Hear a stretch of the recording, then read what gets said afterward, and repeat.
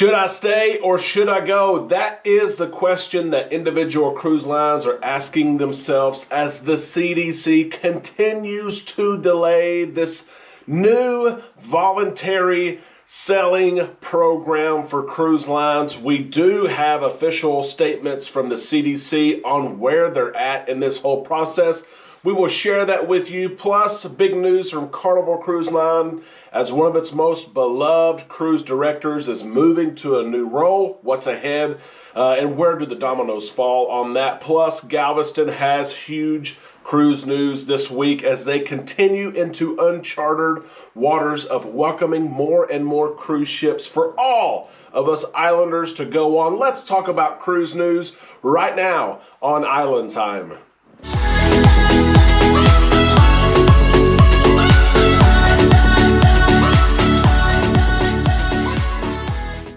A big happy Wednesday to all you islanders. We're halfway through the week. Keep on churning, keep on going. We're almost to the end. We can see the weekend already. Welcome to the show. We are right here on Island Time. I am your host, Derek, and let's take some time to relax together and talk about the latest in cruise news because there's a buffet of it, okay? Grab your plate, pick whatever story you want because there's a lot going on. A big news that people are covering right now in the industry include cancellations. More cancellations from Royal Caribbean announced today from Hong Kong and additional cancellations by Norwegian Cruise Line. It's amazing to see how many cancellations they've had going into the spring. It's unexplained, really, when you look at the number of cancellations they have compared to the industry. But really, is that news? News is something that's different from reality. And the reality is right now that sailings can be canceled across any cruise line. We've seen them with NCL, we've seen them with Royal, we haven't seen them much with Carnival. It's amazing to think about what's different. What's Carnival doing different than Royal Caribbean and NCL, where they're not canceling cruises mid-cruise or delaying ships from coming back for months? I don't know. That's a whole conversation in itself. But let's get to the cruise news. Will cruise lines decide to join the new voluntary program of the CDC? This program was supposed to be released. The details were supposed to release January the 14th as the conditional sell order expired January the 15th. They were not. Over the weekend, NCL said, you know what, we're in. We'll opt into it. We're going to do it. But no one else has yet. And there's been so much back and forth between cruise lines and the CDC and really butting heads that the CDC actually came out late yesterday and released some statements in regard to this because senators and government officials and others in the cruise industry started to say, hey, what's going on here? We thought that this was a voluntary program. You would have the details released, and there's nothing. Here's what the CDC has had to say about this. The CDC sent information about its voluntary program to the cruise industry and are anticipating cruise ship operators to choose to participate or not in the coming week. That's not long to make a decision, my friend, when you just receive the information you need to make your decision. But they say maybe by the end of the week. Additional details are scheduled to be released this week. That's what the agency has said in a statement to the media. They also said cruise ships operating U.S. waters choosing to participate in the program agree to follow all recommendations and guidance issued by the CDC as part of the program.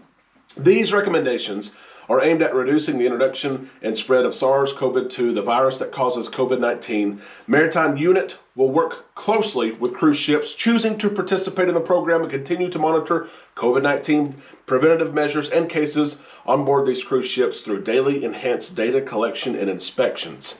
But the question is, if there's so much back and forth, because cruise lines want a say in this, they do not have to opt into this. They can go their own way. They can set their own protocols. They have the freedom to do so. With that said, the CDC wants them and is trying to entice them to join this voluntary program because they think it is what's best. But it's going to be interesting to see what's included in these new protocols. Testing, masking. What can families do that are bringing their kids? And, of course, protocols for crew members and things like that. It's going to be interesting. We have many questions. First off, once a cruise line opts into this voluntary program, do they then have a window or an opportunity to opt out in the future? In the spring or the summer, if a cruise line wanted to say, hey, we're out of here, we want to do our own protocols, can they do it? Or is it like a 6-month agreement, 1-year agreement? What does it look like? Will cruise lines have any flexibility? We're going to see how that comes about, hopefully, this week. And will they be able to change protocols or fine-tune them? Let's say that Carnival wanted to say you don't have to wear your mask indoors anymore. Do they have the freedom if they opt into the program, or are they still looking to the CDC to make the protocols? Those are the questions that we have. I don't know, but we're supposed to know these details this week, and you know that we will keep you updated with all of it as it breaks. Let's move on to this story here. Mike Pack, who received a promotion, it's almost 2 years ago. He received a very similar promotion to this, and due to the Mardi Gras needing a cruise director, because Matt Mitchum said, no, I'm going to leave the company, they brought back Mike Pack, and he's been the cruise director ever since. But in a Facebook page, Mike Pack has released the news, the exciting news that he said this: I'm very proud to announce my promotion to Fleet Cruise Director. I am excited to be working alongside another cruise director in this new role. We will be traveling around the fleet working with our cruise director, so that's exciting. And who knows, Mike Pack, as this new fleet cruise director, could be on board one of your ships, helping the cruise director of that ship. So that's kind of cool that he's still going to be out and about. Chris Williams, the Flying Scotsman, will be returning to Mardi Gras along with a host of other cruise directors. Lee Mason is going to be there, serving as cruise director through mid-July. Kendall Fire is going to spend a session there mentoring Chris Donkeys Salazar in March, before she goes back actually to the Vista in April through, I think, July is what her contract is. And so it's going to be neat. Here's what I find interesting, though, and no one else has pointed this out yet, but this is a co-position.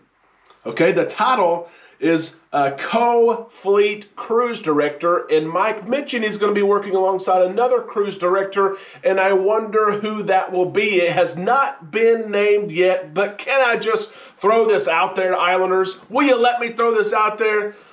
What if his wife, Emma, was the other fleet cruise director, and they could work their schedules out with each other that, hey, for these 3 months or 4 months, we're going to be on different ships across the fleet, and then we're going to finish our contract, and we're going to go home together and spend a month or two together with their child, of course. Could it be that Emma is the other co-partner with Mike Pack? I don't know. There's been several rumors of even Matt Mitchum coming back. Who knows? But we will keep you posted on that, as well as we move to our last story of the day regarding Galveston.